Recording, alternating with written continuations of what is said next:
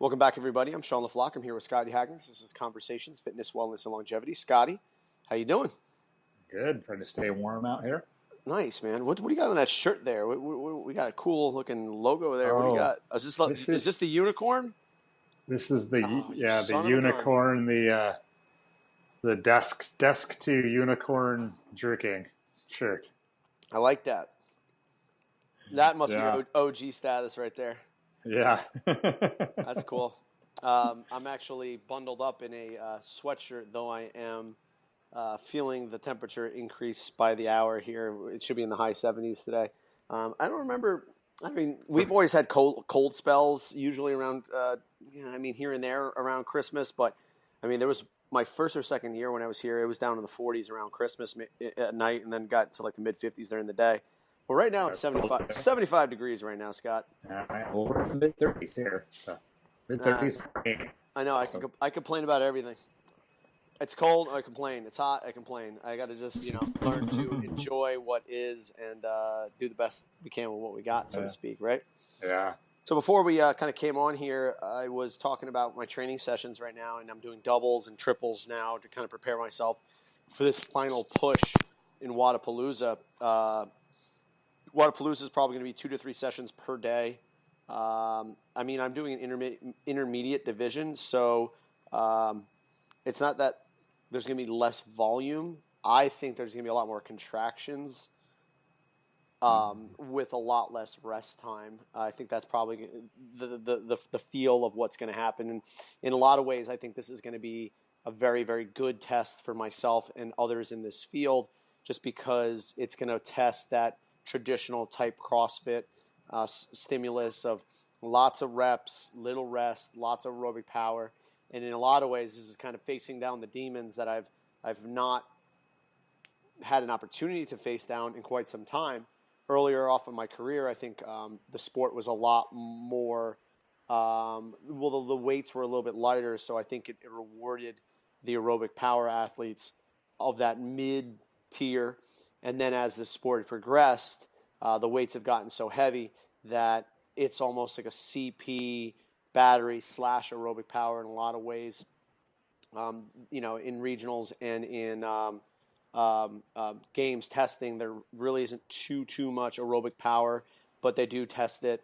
But they're always kind of throwing something at the athletes so that they can kind of expose those who aren't truly strong enough for the sport. So the elite and the RX right now is probably a little bit out of my realm. So this intermediate is actually a very, very good opportunity for me to really train the areas that a traditional high-level CrossFitter would do and actually test it and get a similar feel to it.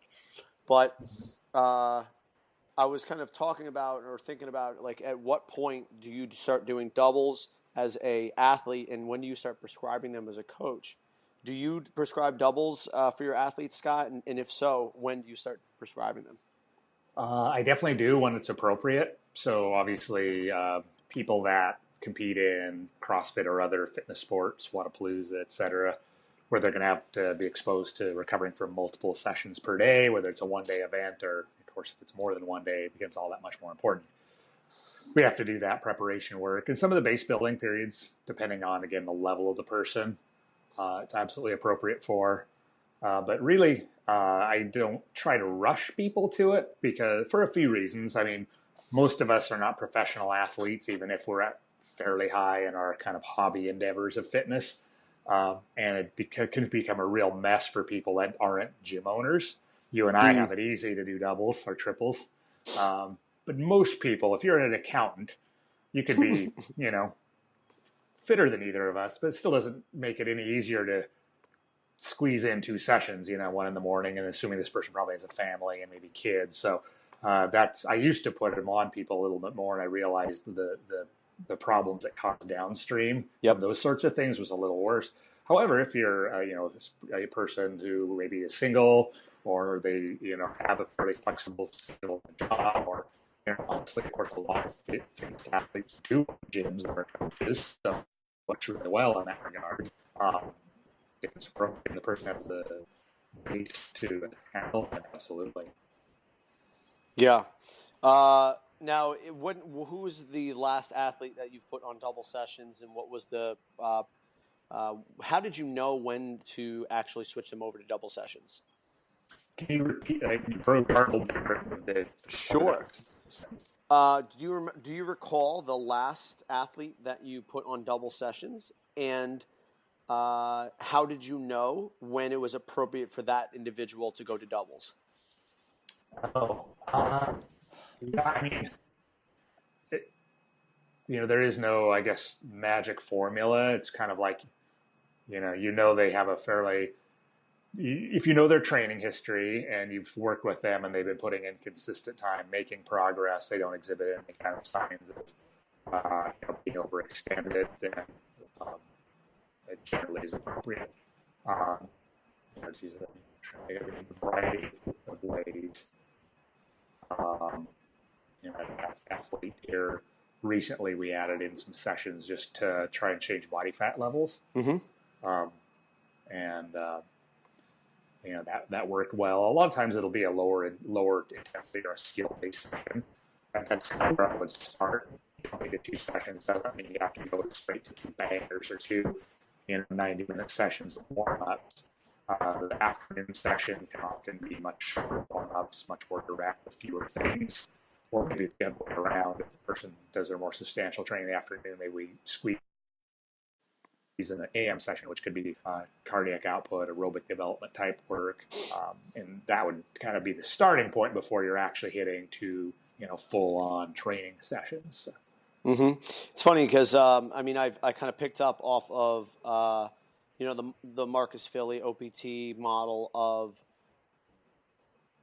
doing an AM aerobic session and then a PM, whether it's another aerobic session or most likely some kind of strength training session. But the way that I've been doing it is if I go hard aerobically in the morning, I'll actually just do straight up strength work with maybe a little muscular endurance mixed in there, just so I don't burn myself out completely. But if I go lighter in the morning, like longer map sessions or stuff like that, it gives me an opportunity to maybe push a little bit more of the muscular endurance and aerobic power in the PM.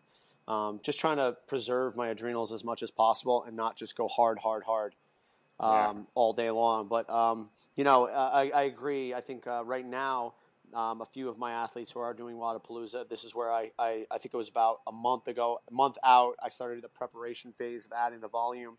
So I would have them do a double training session, but keep it very simple. So the AM would be an assault bike or run or paddleboard, just something getting them used to moving in the morning, and then started slowly transitioning the intensity of that so that it became an aerobic power session based upon the athlete's current ability and current skill level.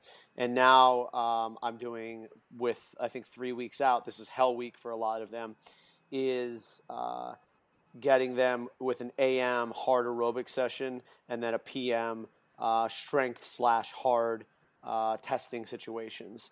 And that's been pretty dang good for them. They're doing, I think, 2 to 3 doubles per week and then singles.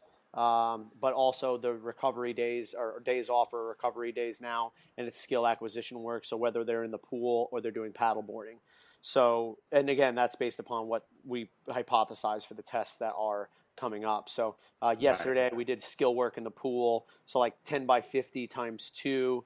Nothing that's going to be crazy, crazy difficult, but it's an opportunity for them to kind of practice the stroke, flush out the body a little bit. Monday is another off day, but I had my athletes do like an hour paddleboard, so it was kind of recovery, de-stress, unplug a little bit, and that's again using the opportunities that we have around us to there's no off hiking, but there is the ability to just go jump on a paddleboard and go float around for a little while, which isn't too different than say going for a hike or something like that. Yeah, totally. Yeah, I use personally. I've done tools a lot, and I these days I do them more often than not, but it's skill stuff on the bike, Yep. and I try to leave a significant enough gap between the sessions, so it can be done two ways. If I'm going to do a double, I'll almost always do my strength work early, and then leave enough time where my nervous system is still a bit stimulated, but enough time to allow for no transference of, effect. Mm. And then I do the skill work in the afternoon. The rare occasions I'll reverse that. If I know I'm doing like a test in the weight room, Yep. whether it's reps or a max, or I'm really pushing that, then I would flip it because I don't want to go out, kind of depleted. So the other thing, I also do a fair amount of high intensity, I guess you would say mobility work, and FRC based things has a lot of isometric contractions. And we know from the research that isometric contractions reduce your coordination for up to about 6 hours in the muscles affected. Not something you want if you're doing any form of skill work, whether that's Olympic lifting skill work or an odd bike trick or a rock climbing route or, whatever you choose. So I those things then I would either do on a day I know I'm not doing any skill work, or else later in the day post sessions. Think about one. Sequencing doubles, and then if it's more of a building phase, where I'm separating strength and aerobic work, kind of the scenario like your beginning, introduced with cardiac output work in the morning. Mm-hmm. If it doesn't always work for everybody's life, but if you can have like a 6 hour gap, then the interference between the modalities is pretty much negated. Sometimes if you follow them too close, piggyback them too close, you can get a little bit of an interference effect. Yeah, I agree. I've had that happen with some of my athletes where I'm like, they'll change things up on me, and I'll be like, listen, there's a reason why we have 4 to 6 hours of rest between sessions, because it's just one big long training session. So really, you're not getting the rest needed and the desired preparation that is the first session as compared to the second session, right? So like you said before, the AM session almost prepares you for the PM session, or the AM session is the goal, and then the PM session is just maybe a little recovery from that. So,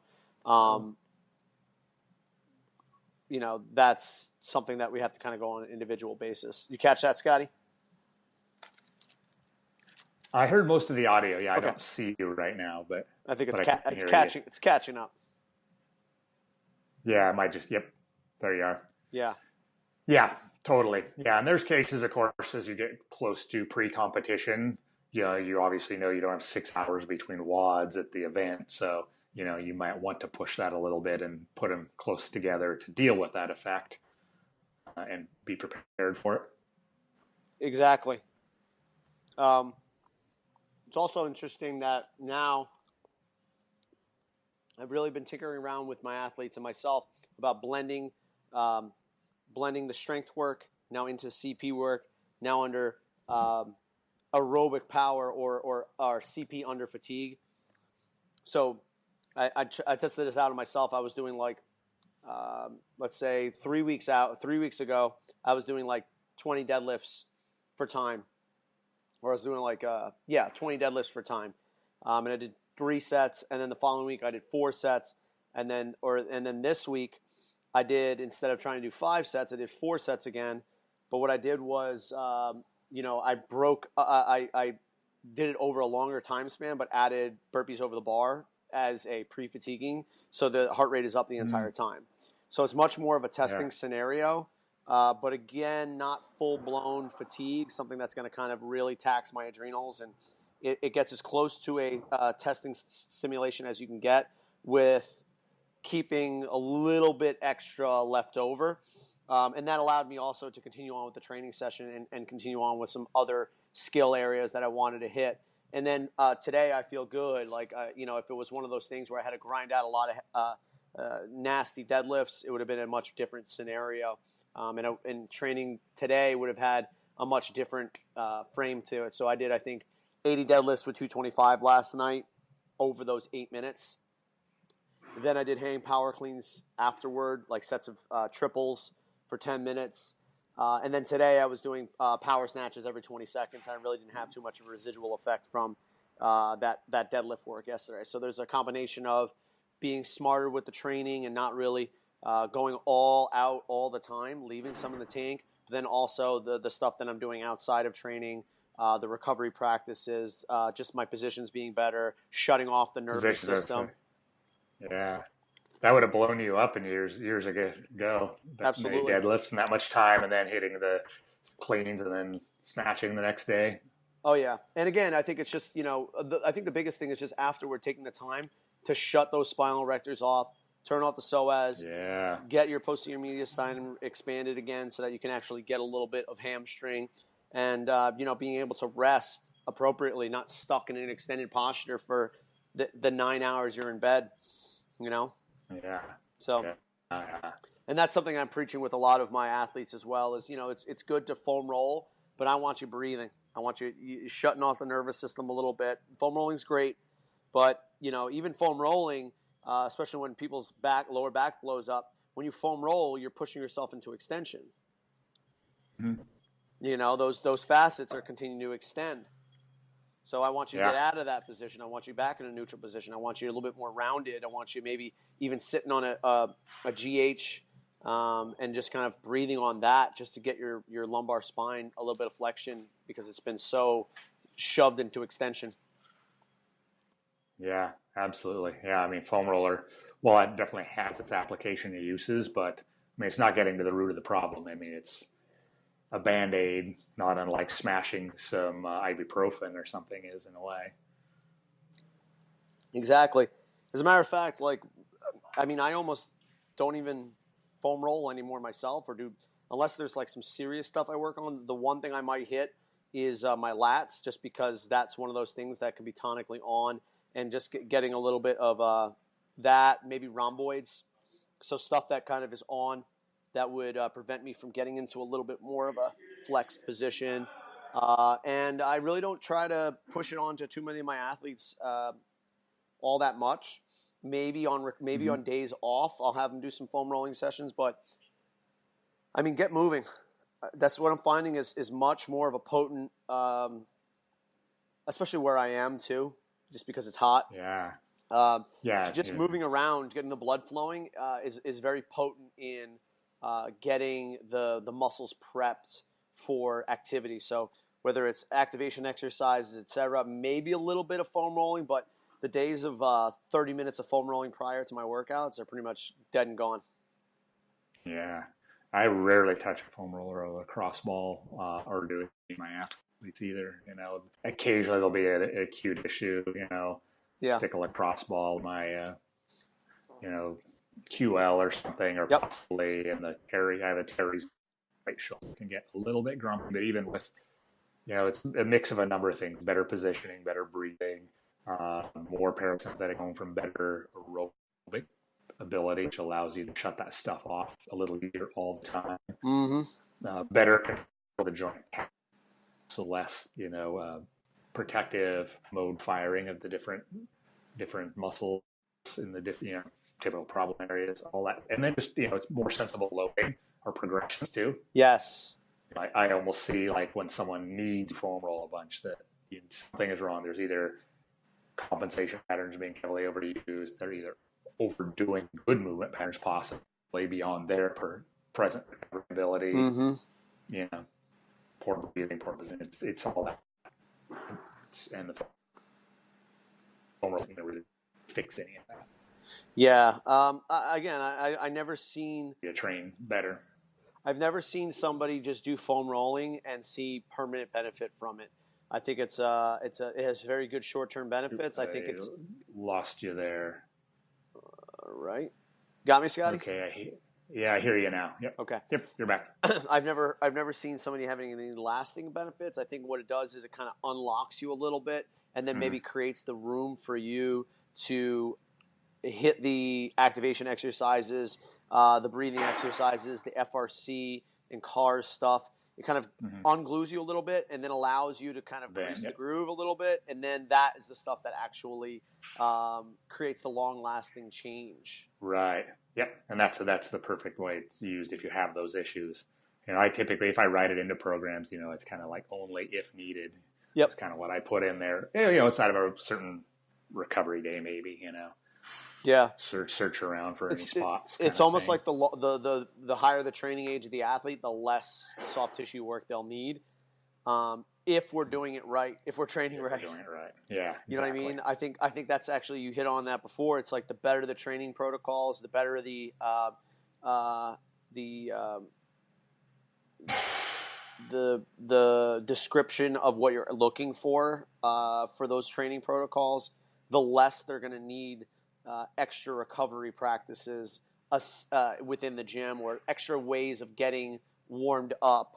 Like, oh, I had to ride the bike for 25 minutes just to kind of get warm today because my legs were just so shot from yesterday, or my lower back was just so killed. So it's like, all right, well, if we're needing to warm up for 25 minutes with foam rolling and aerobic work just to be able to get our training session in, that previous training session was either too much, maybe not the right stimulus, or you're not recovering properly. Mm-hmm. So, yep, exactly. If they're constantly blown up, you can't train. So I'd rather do a little less so that we can be consistent over time than hit a home run once a week and then the rest of the training is dog shit. Yeah, exactly. Yeah, you're one good exposure. I mean, you're not getting that far. You need multiples and only ways to be fresh and hit them with good energy, good ability. Yeah. That looks delicious, whatever it is. I just realized how hungry I was. Oh, sorry, Scotty. I was eating a plantain chip. I am right now. Even better. I actually saw the dentist like 2 weeks ago. They're like, you have some pretty significant pits in the back of your molars. They're like, do you eat hard food? I'm like, yeah, I probably eat a bag of plantain chips each day. And then there's these little rice mochis that I eat. I think they're just basically grinding down my teeth. Unfortunately. Oh, that's funny.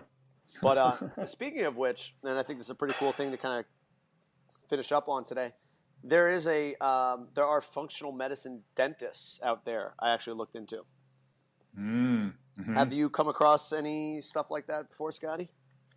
I definitely know that they exist and are out there. I haven't found one or been to one, but that is super interesting, and I would definitely. Yeah, I'll send you a podcast. I'll send you a podcast that I was listening to about it. But obviously, everything has when things have context, the prescription and the prognosis of whatever ails you changes, right? So once we put the full idea of what functional medicine is and why someone might constantly have halitosis, or why they have cavities, and the biome of the mouth, very, very fascinating. And the idea that most mouthwashes contain alcohol that will just basically smash your biome of your mouth, we start to question doing that. You know what I mean? Mm-hmm. Yeah, absolutely. I'd be super fascinated to dig into that a little bit. So yeah, definitely. Yeah, I'll send that over your way, and then maybe you'll take a listen through, and then maybe we can discuss a little bit of that. And I had some aha moments myself, just like thinking about anecdotally changing like toothpastes and that kind of stuff, because one of the things they say is like they recommend just basically baking soda for toothpaste, just a kind of abrasive that kind of just cleans in your teeth, and that's it. And then I look at my oh yeah, and the other one is like xylitol for a antibacterial that doesn't kill your own bacteria kind of deal. And the toothpaste that I use, the first two ingredients are baking soda and xylitol. So I'm like, all right, cool. So I don't have to make my own kind of deal. So that's pretty cool. I know. Yeah. It was nice. Yeah. I was freaking out for a moment, and I look at my stuff like, oh, thank God.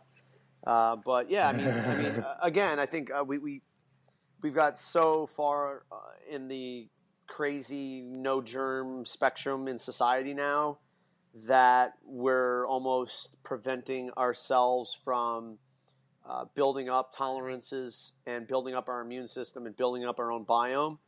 And I think in a lot of ways that's creating more harm than good. I think the whole Purell, hand sanitizer thing is I think it gives people a very nice sense that they're not getting sick, but has it really done anything significant to decrease sickness? And I can't imagine it has. Considering how you can't see them and they cling things, I mean, it makes no sense. You You go use the bathroom, public restroom, your hands, and then what do? You grab the knob that everyone's touched going in and Yeah, out. You know, exactly. I mean, like whatever you might have washed off, you just gotta know some on the way over there. Yeah. I'm actually thankful I've never been really a germaphobe. I mean, always being a little bit of a contrarian. You know, as a kid growing up, my mom was kind of in the the early phase of being a sanitization freak before things got super over the top. And I kind of went the other way. It's like, yeah, I'd only wash my hands when I had to. Yep. Food fell on the floor. If it didn't land straight in a pile of dog poop, I'd probably eat it. I'm the same way. If there's food in the fridge and it's got some mold, I maybe take the mold I can clearly see off and I'll still smash it. And for the most part, I still do that. I don't care. I've not ever been very sick either. Yeah. There's so much to talk about in terms of like how things were when you're growing up and the exposure to germs and antibiotics, and we've kind of talked about that a little bit before. But I was listening to Dr. Rhonda Patrick. She was on the Joe Rogan podcast this last week, and how even during breast milk has oligosaccharides in it that actually feed the baby's gut. So the gut biome. So the oligosaccharides are not digestible by the infant itself, but it feeds the biome of the infant to start growing that in it. So I think that's so fascinating. I think it's amazing that this is something that we've only known for probably the past, I don't know, 10 to 20 years, maybe. And no one has really done significant amount of changes yet to make good on the fact that we know about that. Like, it would be almost a mandatory thing for women to breastfeed or at least pump so that they can get those things into their babies, bodies so that they can be fully formed immune system and biome. I mean, that is huge. Imagine the disadvantage that the child has when they don't have those things develop, how much more susceptible they are to disease, how much less they're able to digest food and that kind of thing. Absolutely, yeah. I mean, you think of, kids that aren't fed at all or only breastfed for like the first months or something. Yeah. What are you saying? Yeah. It's a pain. I mean, my wife breastfed her little guy until he was 4. Yep. And so he's only been for half a year. Yeah. But he's a little dude, and he doesn't catch all the colds the other kids get. He does get some colds, but yep. I mean, he knocks them down within a couple of days, and it doesn't really affect him. He just goes and does. Yeah, and then here's the funny thing: it's like that also has a positive influence on everybody else in the household as well. Because if I've heard it once, I've heard it a million times. People come into my gym, they're like, "Oh, my kids are sick. That means everybody's sick." I'm like, that would make me infuriated.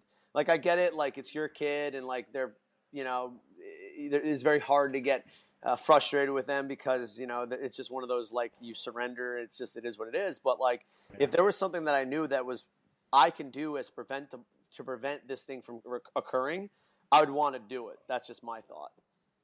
Oh yeah, I mean, to think of that, I mean, if you want to put it in a selfish perspective for someone, I imagine much less this might be in your household. The parents sick too, And, yep. Yeah. Exactly. Okay, cool. So I'll send you that link, and then maybe we'll take a look at it, That's and then great we'll talk a little bit about it next week. We'll chew on it, I guess, literally next week. All right, cool. That's so awesome. I'm Sean LaFlock. You can get me at Sean@CrossFitDelrayBeach.com. Just get me at CrossFitPortland.com. All right, Scotty. I'll talk to you next week. Right. Merry Christmas, my friend. Merry Christmas as well. All right, brother. I'll talk to you next time.